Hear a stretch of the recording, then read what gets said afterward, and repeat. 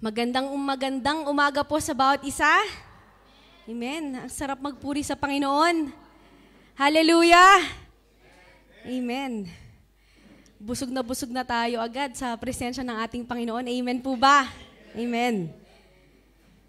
Muli, binabati ko po ang bawat isa sa mga taong narito at kasama po natin sa FB Live. Mapagpalang araw po. Grace and peace to you from God our Father and our Lord Jesus Christ. Amen.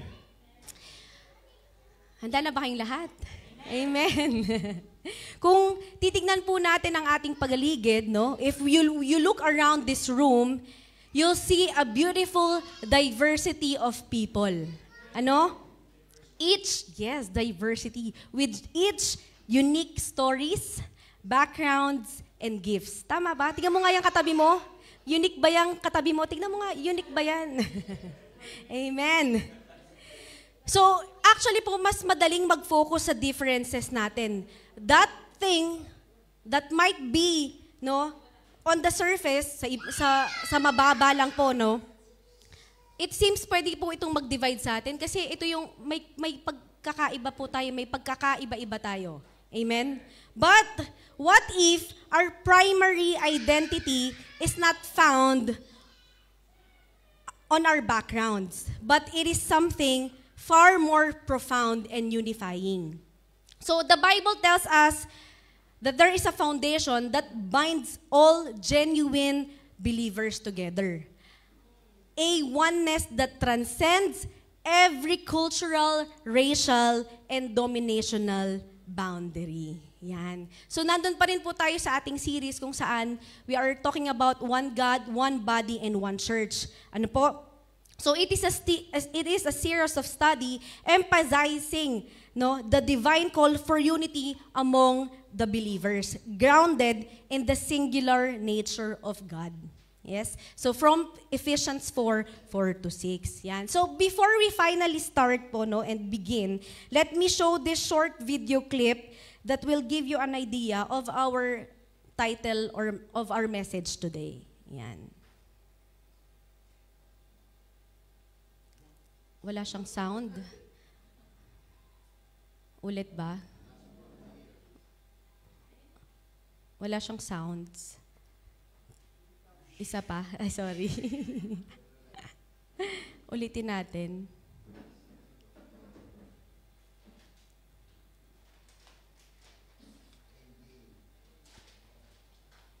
May idea na kayo, ah.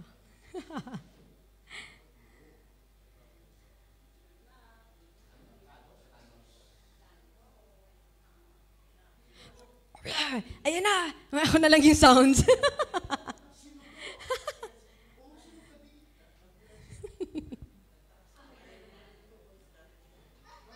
Mas maganda siya pag may sounds eh. Isa pa.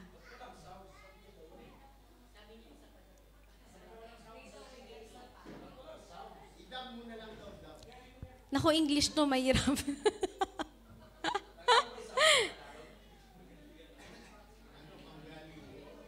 Sabi ko sa'yo, ako ang magwawagi sa ano na to. Sa pagtutuos na to.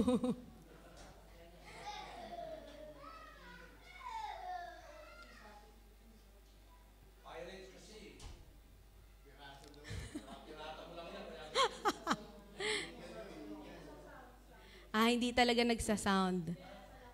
Nasa laptop. Okay. Sige po. Ayan, sige, panoorin na lang nyo. Mag-ano na lang kayo ng, imagine niyo na lang yung sounds dun sa...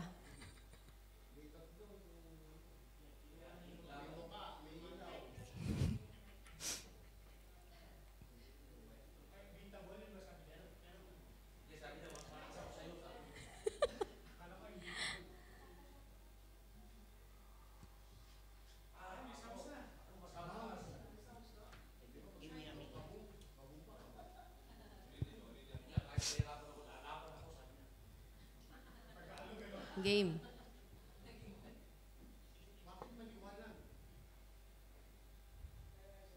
Alam na natin yung ending nito. Alam na natin yung ending nito.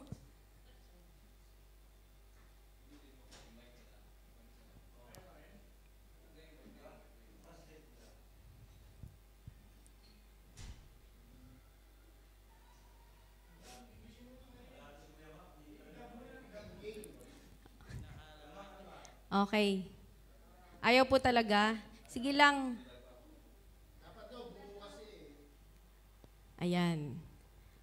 Wala siyang sounds.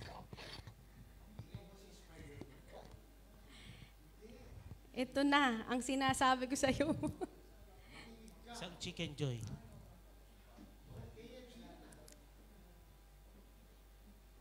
Ah! Ayan na.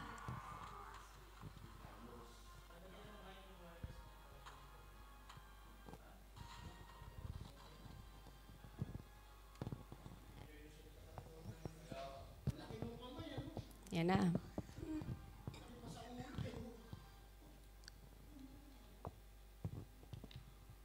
Wala. Walang nangyari.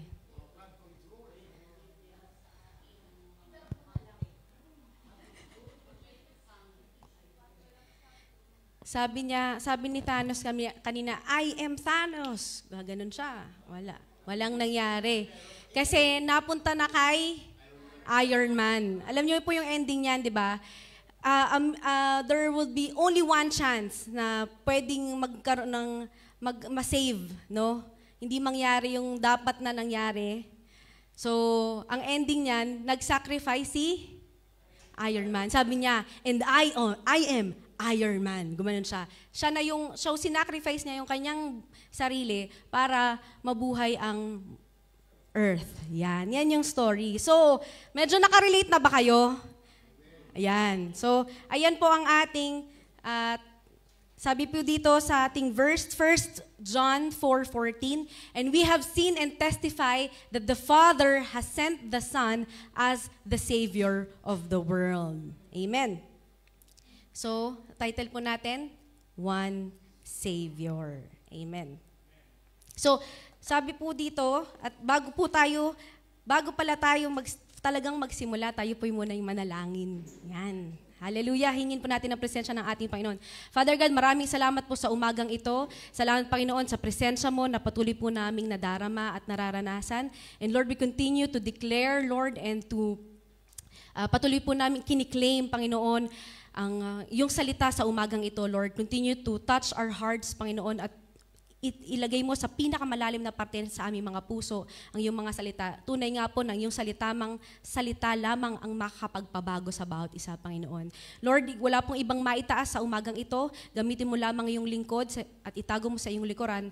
At ikaw po ang patuloy naming maranasan, marinig sa umagang ito, Panginoon. Sa iyo po ang lahat ng papurit pasalamat sa tayong pangalan mo lamang. Amen and amen. Yan. So, one Savior. Ang tanong, what is a Savior? Yan. Kanina, sa mga awitin pa lang natin, talagang alam mo na eh. Alam nyo na ang ending natin. Pwede na nating hindi ito ituloy. Amen? But sabi po dito, ang secular, pag sinabi mong sa secular, ang Savior is somebody who saves you. It's a rescuer. No? For example, ikaw ay nasunugan ng bahay, may dumating na bumbero, or ikaw ay nalunod, may sumagip sa'yo, or pwede naman si Mars, pwede mo rin siyang taga-sagip kasi end of the month, ganon, kulang ang mga natin, di ba? Mga kaperahan natin. So, Mars, pwede bang pautang muna, di ba? Pwede rin siya rin ng taga-sagip mo. But we are talking about a smaller kind of S, which is smaller Savior, di ba? No? But when we say spiritual, ito po yung a Savior is a teacher, a prophet, born in Bethlehem, no? And later grew up and lived in Nazareth. No? His life and sermons formed the basis of Christianity. Siya po ay nabuhay from 4 BC to 29 AD with the capital S. Kaya po, laging capital, it's a noun. Di ba? S is a noun, so dapat proper noun, so dapat laging capital. S, Savior, God, Lord. Amen. Yan. So, para po mas madali nating matandaan yung ating message for today, tatandaan nyo lang po yung 4 na I. Yan. Importance of a Savior, identity of a Savior, involvement of a Savior, and implications of a Savior. Yan. So, dun tayo sa importance of a Savior. Whether we like it or not, kahit ayaw mo or gusto mo, humanity needs a Savior. Kailangan po natin ng tagapagligtas. The question is, Why? Bakit kailangan natin ng tagapagligtas? Bakit? No po? So, sabi po dito, there's 3 things that why we need a Savior. Number 1 is that God has a plan. God is holy. And because of humanity's sinfulness. Amen. So, human being po, God has a plan and human being is critical to the plan. Kasama po tayo dun sa plano na yun ng Diyos. Amen? And because God is holy and the sinful man cannot abide with Him, hindi po matotolerate ng ating Diyos ang kasalanan. Amen? And humanity's sinfulness, or every human has sinned as a result of the instinct nature originated from the fall of Adam and Eve. Kung naalala niyo po yan. So, the reason why we need a Savior has its roots po in the nature of God and man. No? Yung nature ng Diyos at nature nating mga tao. Amen. So, the plan of humankind, for humankind, mayroon pong 3 din yan. Number 1 po is for to bring Him glory. Amen. Sabi po dyan sa Isaiah 43:7, everyone who is called by my name, whom I have created for my glory, I have formed him, yes, I have made him. No? We are created for the Creator. And without Him, we cannot live. Hindi po nating mabuhay nang wala ang Diyos sa ating mga buhay. Amen. The self-existence one did not create the cosmos to entertain Himself. Hindi naman kinreate ng Diyos ang buong mundo para, trip ko lang, gusto ko lang mag-create. Ano po? No? But He did so to cultivate relationship with human beings. Para magkaroon po ng relationship. Doon that He made in His image. Ano po? Naalala niyo po, ginawa tayo sa wangis ng ating Panginoon. Amen. So God created man in His own image. In the image of God, He created him, male and female. He created them. That is in Genesis 1:27. So, ang Diyos, God, as a social and moral agent, desires to have His creation love Him and thrive. Yan po ang gusto ng Diyos para sa atin. No? Mahalin natin siya at we will thrive, no? Dito sa buhay na ito. The fact that we as volitional human being, na tayo po mga tao ay may free will, and we fell into a sin and rebellion against, means that we need a Savior, or God's plan cannot be realized. Kasi kung hindi po magkakaroon ng pagbabago kung walang Savior po, kasi dahil ang Diyos natin ay dakila, ang Diyos natin ay holy, tayo po ay makasalanan, yung plano niya po hindi makapangyayari. Naunawaan po natin? No? Amen. Nandiyan pa ba kayo? Amen. Thank you, Lord.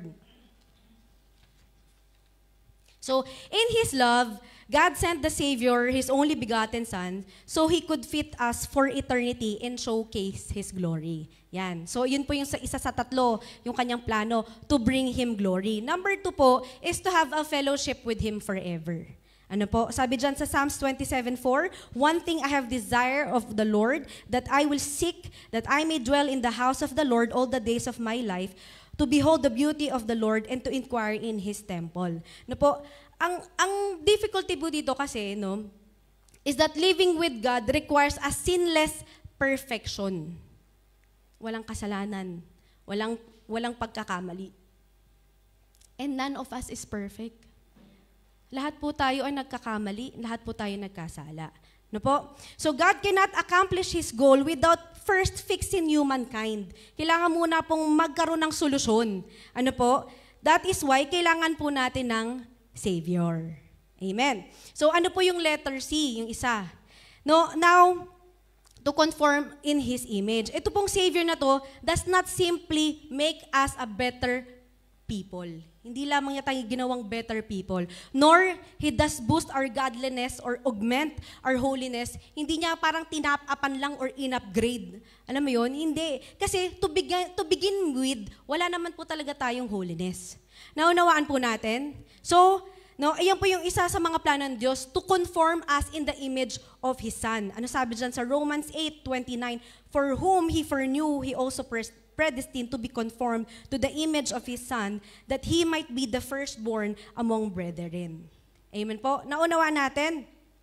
So, sabi po dito, sabi din sa Galatians 6:5, for neither circumcision counts for anything, nor uncircumcision, but a new creation. No, to conforming to the image of His Son, kung dati po talaga ang circumcision is a covenant between God and the human, ano po, pagdating itong Savior na to, it was a foreshadowing, nagkaroon po ng circumcision of the heart. So, ang puso po ang ating binabago. From inside out. Amen po? So, next, ano yung number 2 dun sa bakit po kailangan natin ng Savior? Aside from that, ano pong sabi dito? Aside from that God has a plan, no? Number 2 is God is holy. Naniniwala po ba kayo ng Diyos ay banal? Amen. Mas malakas pa. Amen. Hallelujah. So, with over 900 biblical references to the holiness of God, its importance to His creation cannot be overstated. Ano po? And the Bible teaches us that we should pursue holiness. Tinuturo po sa atin na tayo bilang tao ay dapat maging banal. Amen? So God is holy. Sabi po dyan, ayan yung mga references. Peter 1:15, but as He who called you is holy, you also be holy in your conduct. Amen po. So, we need a Savior because we need to be holy. And without holiness, no one will see God. Amen po. Hindi walang makakakita. Amen? So, sabi rin po dito sa Hebrews 12:14, pursue peace with all people and holiness without which no one will see the Lord. Yan yun. Wala pong makakita sa Diyos kung wala tayong holiness. Amen? And Jesus thought that we should approach God with the understanding. Doon po papasok yung Matthew 6:9. Sabi po ng ating Panginoon, pray then like this, Our Father in heaven, hallowed be thy name. Ano po? With reverence, because God is holy. No, we need a Savior because God is too pure to abide sinfulness. Ano pong sabi dyan sa Habakkuk 1:13? You are a purer eyes than to behold evil and cannot look on wickedness. So without Savior po, God's word, pag nakaharap natin ng Diyos, kung walang Savior na dumating, ano po, pag nakita tayo ng Diyos, ang lagi niya lang sasabihin sa atin, away from you, you evildoers. Yan. Sa Matthew 7:23 yan. Yan po. Naunawaan po natin? Amen. So number 3, sinfulness. Yan, humanity's sinfulness. Amen. So nandyan po yung mga reference, Romans 3:10-18, Jeremiah 13:23. Ano po? Sabi dito, sa Romans 3:10-18 po, itong passages po, si Paul, binring niya itong passages from Psalms and Isaiah, ano po, into the discussion of the law. In doing so, he uses scripture to conclude with confidence. Kinunclude niya na dyan sa passage na yan, na talagang may, alam mo yun, may paninindigan na ito ang totoo. Not every person has sinned. Ano pong sabi dyan sa Romans 3:23? For all have sinned and fall short of the glory of God. Amen? So, lahat po ng tao ay nagkasala. Tama po ba? Tama po ba? O meron pong hindi nagkakasala dito. May perfect po sa atin, no? So every person, therefore, kung kayo po ay pumapayag din at sumasanghayon na lahat ng tao ay nagkasala, everyone therefore needs a remediation. No po? Kailangan natin ng remediation. And sabi nga po, we cannot cast off our sin any more than a leopard can change its spots. Yun po yun sa Jeremiah 13:23. No, hindi mo pwedeng tanggalin yung leopard. Ay, dito na lang kaya tanggalin natin to, ito ilagay natin. Hindi po. Ganon din ang kasalanan ng tao. Ano po? Naunawaan po natin. So there is no righteous, not even one. Sabi dyan sa Romans 3:10. No, kapag sinabi mo rin na hindi ka nagkasala, you are a fool. Sabi po sa Psalms 14:1, the fool has said in his heart, there is no God. They are corrupt, and they have done abominable words. There is none who does good. No, kahit anong sabihin mo sa sarili mo, mabait ako. Mabait talaga ako. Hindi ko kailangan yan. Mabait ako eh. Di ba? Kahit ano mong sabihin mo, hindi tayo po ay nagkasala. Tayo po ay makasalanan. Amen po? So, God says in no uncertain term that everyone is a sinner. Even the ones who don't think they are. Yan. Kahit daw po sa mga taong iniisip nila na hindi sila nagkasala, hindi, nasunod ko yung 10 commandments na yan eh. 1 to 10, kumpleto ko yan. Every Sunday, sinabi ko ba yung pangalan ng Lord in vain? Oh, sinusunod ko yung mga magulang ko. Kahit na sa tingin mo, hindi ka nagkasala at nakumpleto mo yung 10 commandments, still you are a sinner. No po? Sabi nga po, lahat ng ating magandang gawa is a filthy rags in the eyes of the Lord. So wala po tayong ipagmamalaki sa Kanya. Lahat po ng ating gawa. Amen. And sabi po dito, if we say, sabi sa 1 John 1:9, if we say we have no sin, we have deceive ourselves. Niloloko mo lang yung sarili mo. And the truth is not in us. Ang katotohanan ay wala sa atin. Amen po. What that means is that everyone needs a Savior. Sabi nga po, everyone needs a Savior. Walang exemption. Hindi exempted si ganito. Hindi ikaw. Lahat po tayo, we need a Savior. I told you, whether we like it or not, ayaw mo o gusto mo, we need a Savior. Amen po. And because we are unable to redeem ourselves from sin and live forever. Amen po. Sabi dito sa Psalms 49:7-9, none of them by any means redeem his brother, nor give to God a ransom for him, for the redemption of their soul is costly. Ano po? That he should continue to live eternally and not see the pit. In short, we cannot save ourselves. We cannot save ourselves. Ano po? Hindi ikaw ang makakapagpaligtas sa'yo. Hindi ako, hindi si pastor, hindi po yung asawa nyo, hindi po ang anak nyo, o hindi mga magulang nyo, na dahil anak ka o apo ka ng pastor. Hindi sila ang makapagpaligtas sa inyo. And we humans cannot save ourselves. Amen po. Nauunawaan po natin. Amen. So not only that, the being a sinner is one thing. Yung bilang makasalanan, isang bagay lang yon. Ano po? But hopelessness of humanity to save itself from the aftermath of sin is greater. Ayun yung mas nakakatakot. Yung resulta po ng kasalanan, yung kabayaran ng kasalanan. And ano pong sabi, no? Sa Romans 23, sabi po, di ba, for the wages of sin is death. Amen po, di ba? So, ang penalty po ng kasalanan o kabayaran ng kasalanan ay kamatayan. Nauunawaan po natin?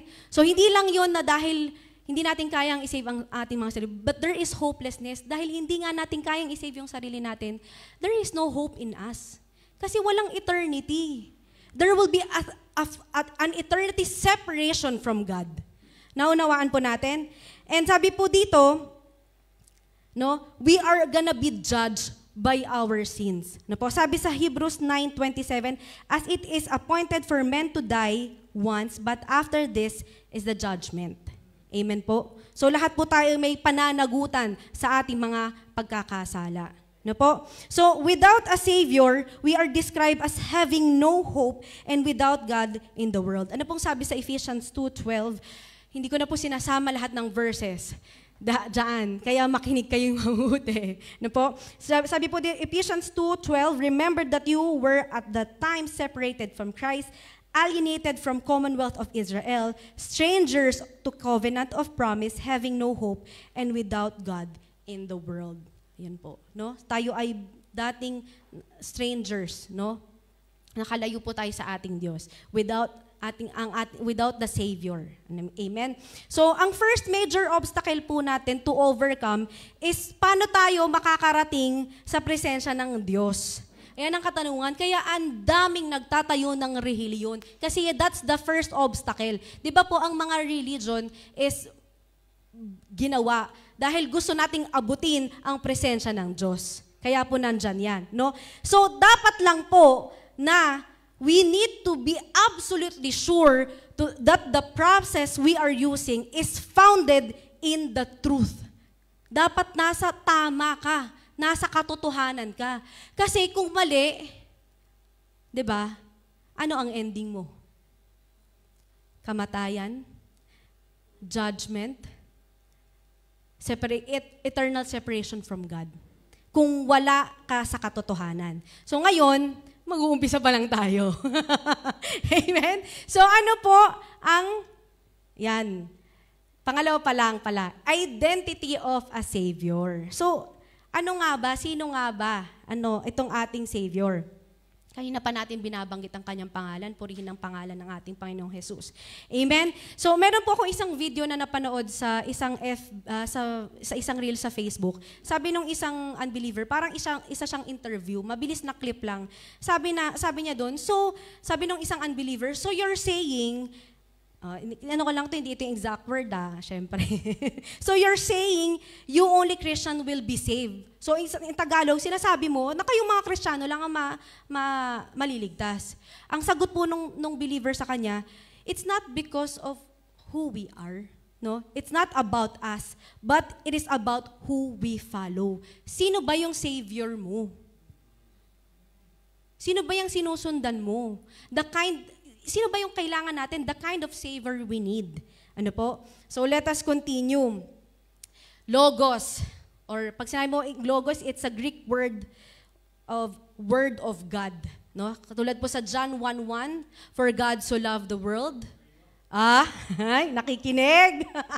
Okay. John 1:1, in the beginning was the Word, and the Word was with God, and the Word was God.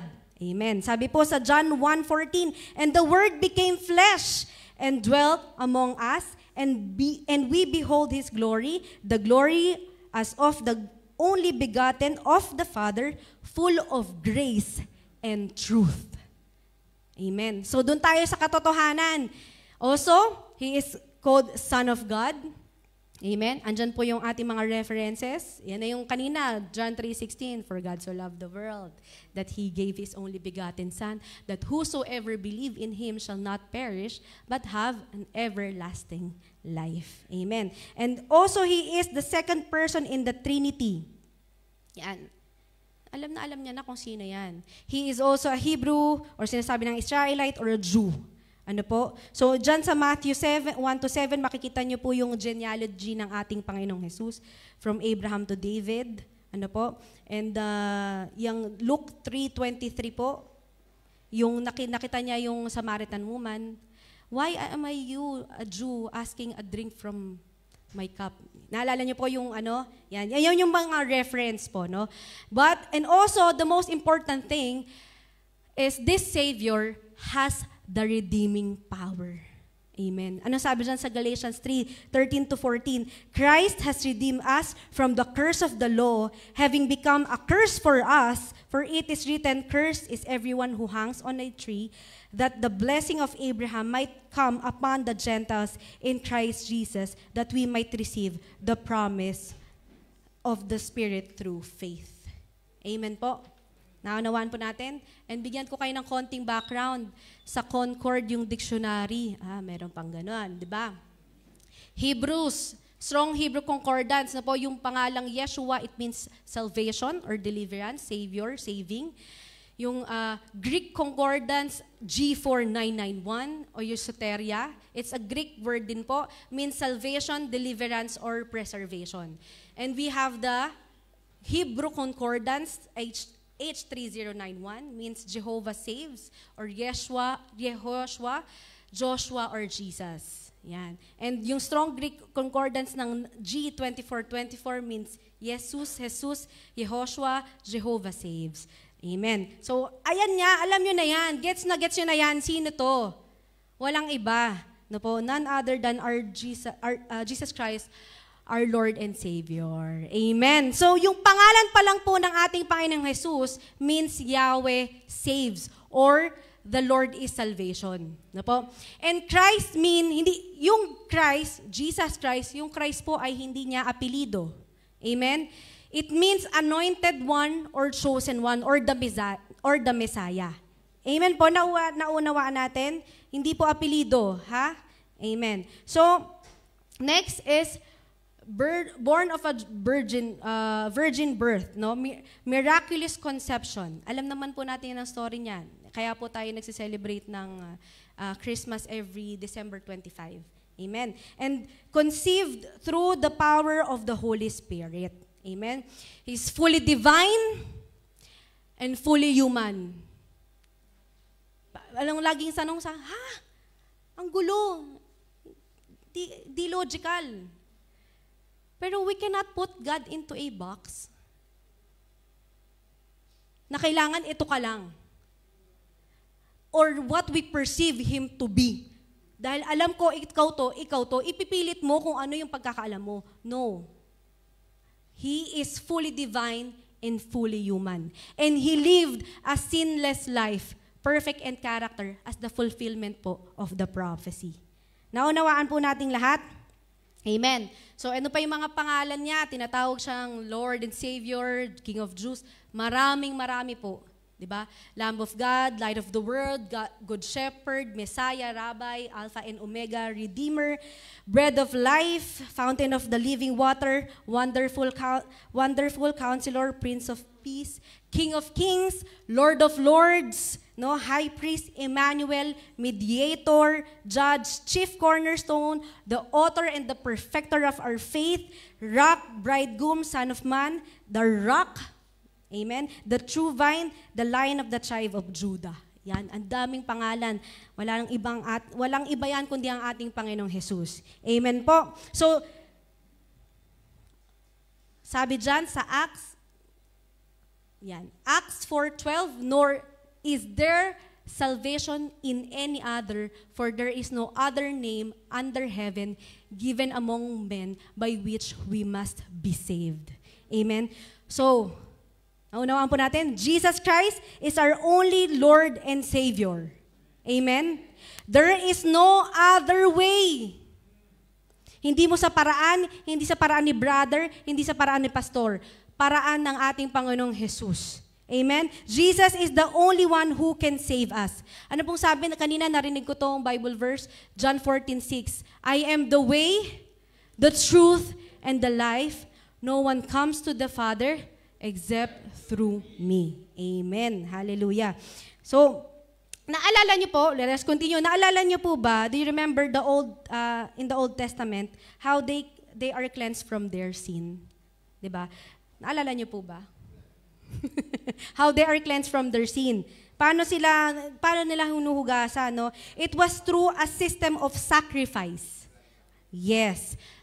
May tinatawag pa silang Day of Atonement, no po? Yearly event to kung saan tong high priest na to ay magpa-perform ng rituals, and it involves shedding and sprinkling of an innocent blood of animal. Without blemish. Dapat without blemish itong animal. As a temporary covering of sin. Temporary covering sin. Ito pong nangyari sa Old Testament is already a foreshadowing of our Lord Jesus Christ, yung kanyang sacrifice. So, dahil nalaman na natin sino ba to? Sino ba yung ang ating tagapagligtas? The next question, the next topic is involvement of a Savior. Ano po ba ang kanyang ginawa? No? What He has done or the work of the Savior. Yan. Okay. Yan po yung kaninang sinasabi ko sa inyo, Leviticus 17:11, for the life of the flesh is in the blood, and I have given it to you upon the altar to make atonement for your souls. For it is the blood that makes atonement for the soul. And sabi rin sa Hebrews 9:22, and according to the law, almost all things are purified with blood, and without shedding of blood, there is no remission. Amen po. So, kailangan talaga ng dugo ng ating Panginoong Hesukristo. So, anong kanyang ginawa? Amen. Yan. His life, death, and resurrection. Ito pong mismong buhay ng ating Panginoong Jesus. Ano sabi dyan? 1 Corinthians 5:3-4, for I delivered to you first of all, which I also received, that Christ died for our sins, according to the scripture. No. Ano po? Kaya po, binigay ng Panginoong Jesus ang kanyang buhay para po tayo ay maligtas sa kamatayan, from the eternal separation from our God. Amen? Naunawaan po natin? So, medyo malalalim yan, pero alam ko mauunawaan niya po yan. We have the atonement, the propitiation, the substitution, the redemption. No, pag sinabi mong atonement, it is the action of making amend, pagbabayad sala. Ano po? No? Use 77 times means a covering for sin. Ano po? So, pag propitiation, it is a deflection or yung sinasabi dito, this carries the thought of mercy seat. Yung deflection or turning away of God's wrath or God's anger, pampalubag loob, pacifying, placating, appeasing of God's wrath. Para hindi mapunta sa'yo yung galit ng Diyos dahil sa kasalanan na meron ka. Naunawaan po natin? Ito po yung mga ginawa ng ating Panginoong Jesus. Amen? He is also the substitution, yung kapalit, ipinangbayad kapalit na dapat ikaw sana ang magdudusa. Pero dahil sa kanyang pagmamahal sa atin, siya po ang nagdusa sa krus ng Kalbaryo. Amen? And we have the redemption o pagtubos because from here we are freed from sin. Amen po? From redemption, ito pong redemption is restoring people to a right relationship with God. Kaya nga po, mediator ang ating Panginoong Jesus. Amen? And we are also freed from the bondage of sin. Kaya nga sabi dun sa Philippians 4:13, I can do all things through Christ who strengthens me. Kasi yung gustong ipagawa ng Diyos, siya rin ang magbibigay sa'yo ng lakas para pagtagumpayan yung ipinagagawa niya. Amen po? Naunawaan po natin, it is to free us from the bondage of sin. Parang ganito lang yan, there are 4 things, mas simple po ito. There are 4 things, an offense, unoffended person, unoffending person, or yung the means of atonement. So, sino ang unoffense? Yung kasalanan. Ano po? So, who is the unoffended person ng ating Diyos? No? The offending person is tayo. Ngayon, yung pang-apat, and the means of atonement, yung kabayaran ng kasalanan. Kailangan may magbayad ng kasalanan.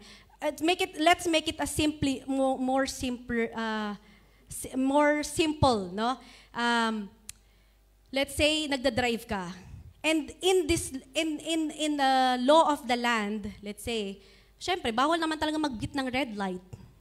Pwede bang mag-beat? Nasa law natin na bawal mag-beat, kahit sa Pilipinas, di ba? Bawal kang umandar, pag naka-red yan, dapat stop ka. Pero pag ikaw ay umandar, nahuli ka ng pulis, sasabihin sa'yo ng pulis, okay, magbayad ka. Pahing akong lisensya at kailangan ko at bibigyan kitang ticket, di ba? Pagbabayarin ka. Ganon, pagbabayarin ka. Yun yung offense mo, beat the red ka eh. Diba? Ngayon, ito pong may isang tao na lumapit at sinabi sa'yo, huwag kang mag-alala. Ako na magbabayad niyan. Ako na magbabayad ng ticket mo. Magkano ba yan? 6,000 reals? Ako na yan. Ako bahala dyan sa'yo. Tapos ngayon, sabi mo dun sa nagbayad ng 6,000 reals sa'yo, huwag kang mag-alala, punta ako sa bahay mo araw-araw, pagpaplansya kita, paglalaba kita, paghuhugas kitang plato. Kasi you're trying to make up for the 6,000 eh. Naunawaan po natin, diba? Kahit anong gawin mong kabutihan, hindi ka makakaabot sa kaluwalhatian ng Diyos kung wala si Kristo. Amen po? Naunawaan po natin? Yan, so mas malinaw. Mas simple ba? Diba? Parang, nagets ba? Nagets po ba natin? Amen. Sige. Reconciliation. Parang, sabi nila, ano pinagsasabi nito? Nakakita na po ba kayo ng nahulihan ng ticket? Siyempre, ganito po kasi yan eh, di ba? Ang law, kailangan, pag pinatupad mo, kailangan lahat susunod. Kasi batas yan eh. Hindi pwedeng, sa atin lang naman po yung gumagana yung, sir, kasi sir eh, first time ko po mag-drive eh. Sir, nagmamadali po kasi ako, sir, may po. Tapos babae ka, yan. Gawain yan minsan ng kapatid ko eh. Sir, may baby po eh. Ganon. Di ba? Kailangan mong pagbayaran sa ayaw at gusto mo, pagbabayaran mo yung ticket. Yung violation mo. Kasi ito yung tinatawag natin na pagiging ng ating Diyos sa kanyang batas. Ang tawag doon sa term na yon. Yung just, yes. It is God in His just form or yung pagiging just ng ating Diyos, no? Amen. And someone paying for your ticket, which is ang ating Panginoong Jesus, yun na nagre-represent ng kabutihan at ng pag-ibig ng Diyos. Amen po. Ayan. Lumakas yung amen. Naunawaan na talaga. Hallelujah. Thank you, Lord. Amen. So, we also have this reconciliation or yung restoration po ng relationship natin sa Diyos. Dahil nga tayo po ay nagkaroon ng separation from God, no? Itong ginawa ng ating Panginoon, ng ating Panginoong Jesus, nagkaroon po ng reconciliation. Back to its original state na we can commune to God. Ano po? Pwede mong sabihin sa Kanya kahit anong gusto mo, kahit na umiyak-iyak ka, maglupasay ka dyan sa lahat dahil may umaaway sa'yo or di ba? Naunawaan po natin? Game. So, Jesus' sacrifice unlocked everything for us, and if there were any other way for God to work His plan without compromise, hindi nag-compromise ang ating Diyos, He would have chosen that over the humiliation of the cross. Di ba po? Kung may iba pang paraan sana eh. Kung may ibang paraan lang sana na hindi mako-compromise yung pagiging just and pagiging loving ng ating Diyos. Hindi na sana yung nangyari yung nadura-duraan ang ating Panginoong Jesus, nasampal, natadyakan, lahat na lang ng hirap dinanas ng ating Panginoon Jesus. Tapos ikaw, na tinubos niya na yung kasalanan, natubos na eh, ito na ang kasalanan mo, ikaw na to eh, lilingon-lingon ka pa din. Hello, sin, namiss kita kaunti. Kamusta ka na dyan? Pwede ba akong bumalik sa'yo? Ano pong sabi sa Luke 22:42? Saying, Father, if you are willing, remove this cup from me. Nevertheless, not my will, but yours. Ang kalooban pa rin po ng ating Diyos. Now that we have understood why we needed a Savior, ngayon alam na natin bakit kailangan natin ng Savior. Itong Savior, sino tong Savior na to? At ano yung kanyang ginawa? Ano po yung next? No? So, what would be our response? No? Yung ating implication. That now that God has provided us, biruin mo, ang Diyos pa rin nag-provide ng Savior para sa atin. Now, what we must do? Ano po ang kailangan nating gawin? So, Jesus saved us as a demonstration of God's love and as a function of His mercy. Amen. Yan. So, ito po yung ating mga gagawin. Simple lang, di ba? Putting one's faith in Jesus alone. Amen. Sabi po dyan, we have to repent and confess. Sabi sa Romans 10:9-10, that if you confess with your mouth the Lord Jesus Christ and believe in your heart that God has raised Him from the dead, you will be saved. For with the heart one believes unto righteousness, and with the mouth confession is made unto salvation. So, kailangan mong mag-repent. Kailangan mong pagsisihan yung mga kasalanan mo, aminin mo na ikaw ay makasalanan, at kailangan mo ng tagapagligtas. And you confess that Jesus is your Lord and Savior. Yan po ang simple. May bayad po ba? May siningil ba ang ating Diyos sa atin? Okay, pinrovide ko ang Savior. Penging 6,000 reals. Ang baba, 1 billion. Galing sa flood control. No. Wala namang pong siningil sa atin, no? But what He wants is for us to love Him and thrive in this life, no? We just have to confess that He is our Lord and Savior. Not just our Savior, but our Lord. Amen po. So, aside from that, we need to be the salt of the light. Hindi porket tinamin mo na ikaw ay makasalanan, at ikaw ay kailangan ng tagapagligtas ng ating Panginoong Jesus. Ano po? Hindi doon natatapos. No? Hindi po natatapos doon ang buhay Kristiyano. Hindi porket tinanggap mo ang ating Panginoon, okay na yun, pwede na. Enough na yun, pwede na. Ano po? We should be the salt and the light of the world. Bakit? Kasi we have already received the new identity in Christ. Binago ka na ng Diyos, di ba? You are already a new creation. The old has passed. Bago ka na. Kaya nga hindi mo na pwedeng balik-balikan eh. Sige, pwede mong silipin, baka paminsan namimiss mo. Pero, hindi mo na babalikan, tinubos ka na ng Diyos.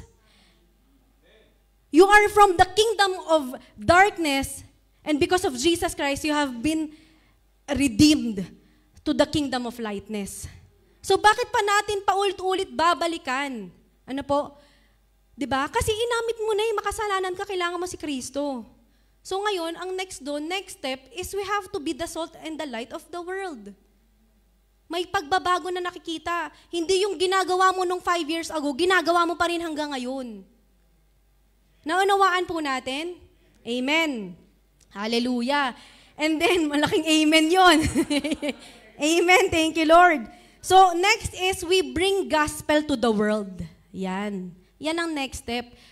Kung nasan man po kayo, we respect that. We have different journey in this life. Ano? Kung nasa repent on confession ka, doon pa rin ang dealing mo, Lord, inaamin ko talaga na ikaw ang Panginoon. Pero wala ka pa dun sa salt and the light, it's okay. Kasi hindi naman po overnight ang pagbabago sa atin na ginawa ng Panginoon. Ano? Hindi pag gising mo sa perfect na ako. Hindi na ako nagagalit. Hindi na ako nalilate, di ba? Yung mga ganon, hindi naman kaya eh. Hindi naman one day yan eh. Hindi naman overnight. Ano po? So, aside from that, dahil nga po nakikitaan tayo na tayo ay asin at ilaw ng mundong ito, dapat we share the gospel to the world. Amen po. No? Kasi kapag meron ba kayong kakilala dito na secret believer? Tayo-tayo lang to ha. Alam mo ba? Tinanggap ko na si Lord Jesus Christ. Tayo-tayo lang, huwag mo sabihin sa iba. Nakakita na po ba kayo ng taong kumain o pumunta sa isang lugar na napakaganda or kumain sa isang napakasarap na restaurant na hindi niya ipinamalita? Grabe! Minsan OA pa nga tayo. Grabe, sobrang sarap doon! Di ba? Meron na po ba kayong na-experience na hindi nila pinamalita yung magandang balita na dala ni Kristo? O yung mga bagay na na-experience natin sa buhay Kristiyano? Walang secret believer. Siguro meron dalawang tao noon. Nung panahon ni Kristo, si Nicodemus and sino yung isa? Si Proteus po. Yan. Kasi natatakot sila sa judgment ng mga Pharisee. Takot sila ng mga Sadducees, Doon sila natakot eh. Yan. So, dapat fully experience po natin yung kapatawaran, pag-ibig ng Diyos. And as we are being the salt and the light of the world, pwede na nating ipamalita itong magandang balita sa ibang tao. Huwag niyong sarilinin. Gusto mo ikaw lang save sa family niyo? Ikaw lang ang ligtas. Masarap pag sama-sama tayo, buong pamilya niyo kasama. Amen po?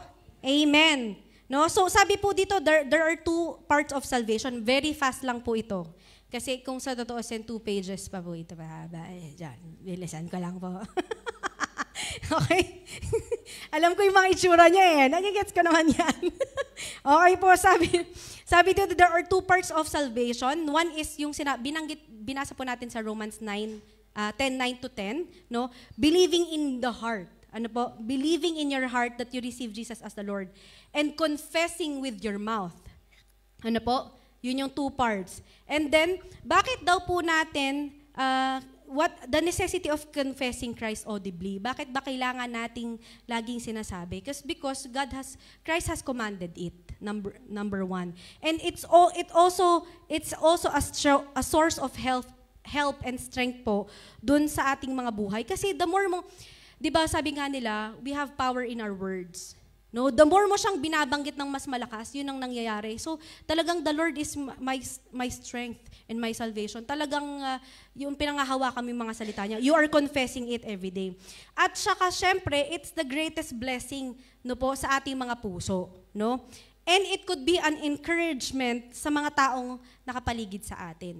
No? Hindi lang ikaw ang nagbe-benefit, yung mga taong, hindi ang lagi narinig sa'yo ng mga tao, tinanggap mo na si Kristo pagpasok mo sa trabaho. Trabaho na naman. Pagod na ako dito Di ba, tinanggap mo si Kristo pero pagod na pagod ka sa buhay. Di ba? Makitaan yung sigla, yung joy that we have in the Lord. Amen po. Kaya we always confess. And we are not liable to backslide, and it brings real joy to the convert. Yan. It solves many problems, and because lagi natin kino-confess na ang ating Panginoong Jesus, it solves many problems, and we know who we are and what you stand for. At saka nagkakaroon po, dyan na nagsisimula yung pag nalaman ng mga tao na Christian ka, na naging Christian ka na, minsan nagkakaroon ng pruning. Tinatanggal na, kina-cut off na ni Lord yung mga taong hindi dapat sa buhay mo. Amen po. Kasi hindi na sila magiging bahagi ng paglago mo kay Kristo eh. So eventually nawawala po sila, no? And temptations to the worldly places of amusement and are halted, and nagkakaroon ng mas marami tayong invitation sa church. Okay po? Amen? Kaya minsan talagang nawawala na yung mga kaibigan natin na minsan napapersecute tayo. Ay, si Jem, nasa alive-alive na yan eh. Nakagaganon po ba kayo? Nasa alive-alive na yan, yung gumaganon-ganon no, sa yan. Nawawala, naka-cut off na po sila sa ating mga buhay. And because of what Christ has done for you, no? So yung mismong ginawa ng ating Panginoong Jesus sa ating mga buhay, we have to confess it daily. Na inaamin mo na siya ay ang ating Panginoong Jesus, tagapagligtas, siya ay mabuti. No, you keep saying it. You keep on confessing it. Amen? And, saan daw po? Methods of confessing Christ. Pwede dong publicly, pwedeng sa church assembly. Pero, of course, God always honors the law of the land.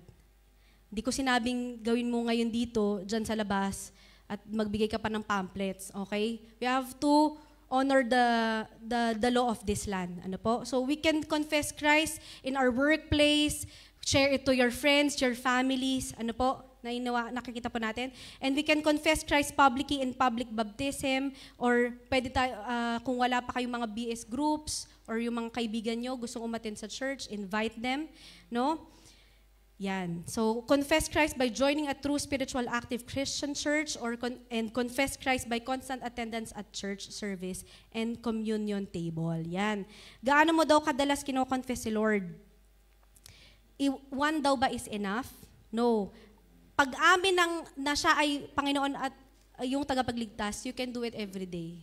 You can do it as many times as you want. Kung sa tingin mo na nawawala ka na naman sa bumalik ka kay Lord. Okay? Naunawaan po natin. And to whom we should witness. Yan. So, sa lahat po ng tao, dapat daw tayo ay nagwi-witness. Amen? So, what ought to want to say in confessing Christ? Okay? So, ano po yung mga kailangan nating sabihin? Actually, hindi mo ito masasabi, itong 1 to 7 na to yung mga yan. Kung ikaw mismo sa buhay mo, hindi pa na-experience ang ating Panginoong Jesus, dapat talaga, ikaw muna ma-experience mo yung kanyang pag-ibig, ang kanyang pagpapatawad sa buhay mo. Amen po. So, you have to talk about the victory, the overcoming of your sin, lahat ng pwedeng magbigay ng kapurihan sa ating Panginoon. That's how we keep confessing yung ating Panginoong Jesus. Amen? And yung hindrance po, last na, hindrances to confessing Christ po is, ang nagiging lang naman dito, yung hadlang naman po dito is yung takot natin bilang mga tao na ma-reject. Diba? Na gusto mo sana yung mga family mo or mga friends mo makilala si Jesus ka, so natatakot ka kasi baka hindi nila tanggapin. But it is up to them, it is up to them and the Lord. it's not up to us. Ang mahalaga, na-share mo si Jesus. Ano po? Kasi kung lagi kang matatakot na, baka ma-reject ako. Kaya po ako yung mga nakikita ko na public speaker sa sobrang nabibilib din ako sa kanila. That courage that they have, talagang coming from the Lord to confess that Christ is Lord. Amen po? Naunawaan po natin. Amen. Hallelujah. Palakpakan po natin ang ating Panginoon. Tayo po'y manalangin. Dakilang Diyos, maraming salamat po sa umagang ito, Panginoon. Salamat, Panginoon, sa iyong mga salita. Tunay nga, O Diyos, na mahal mo kami. Ibinigay mo ang iyong bugtong na anak para sa aming mga kasalanan, Panginoon. Continue to cleanse us, Lord. Continue to be with us. Continue to guide us, Lord, sa lahat po ng aming desisyon na gagawin sa aming mga buhay, Panginoon. And Lord, as we live a life and be a salt and light of this world, Lord, tulungan niyo po kami na ma-share yung goodness, yung kabutihan mo sa ibang tao, sa pamilya namin, sa mga katrabaho namin, sa kaibigan namin, Panginoon. Lord, give us this courage, Panginoon, because you did not give us a fear. Hindi mo kami binigyan ng takot, Panginoon, para i-share ka, but of love, Lord. Thank you so much for your words today, Panginoon. Patuloy na tumuhi mo sa aming mga puso, Lord, and continue to change us glory to glory, Lord. Maraming salamat, Panginoon. Sa iyo lamang ang lahat ng papurit, pasalamat sa tanging pangalan mo lamang. Amen and amen.